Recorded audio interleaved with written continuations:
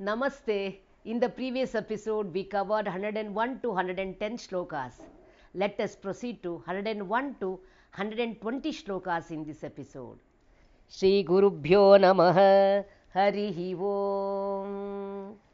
Punyakirthi Punyalabhya Punyashravana Kirtana Pulo Majarchita Bandhamochani Bandhuralaka Vimarsharupiणी Vidya Vyadhadi Jagat Prasuh Sarvavyadi Prashamani Sarvamrutyu Nivarini Agraganya Chintya Rupa Kalikalmashanashini Katyayani Kalahantri Kamalakshani Shevita Tampula Purita Mukhi Dhadimi Kusuma Prabha Mrugakshi Mohini Mukhya Mrudani Mitra Rupini Nitya Trupta Bhakta Nidir Niyantri Nikileshwari Maitra Divasana Labhya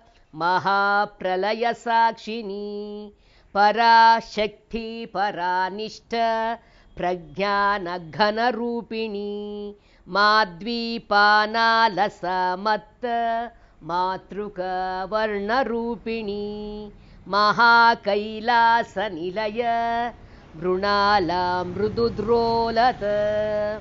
Mahaniya Dayamurtir Mahasamrajashalini Atmavidya Mahavidya Shri Vidya Kamasevita Shri Shodashakshari Vidya Trikuta Kamakotika Kataksha Kinkari Bhuta Kamala Koti Sevita Shirasthita Chandraniba Bhalasthendrudhanu Prabha Hridayastha Ravi Prakhya Trikonantara Deepika Dakshayani Daityahantri Daksha Yagna Vinashini Harihi Om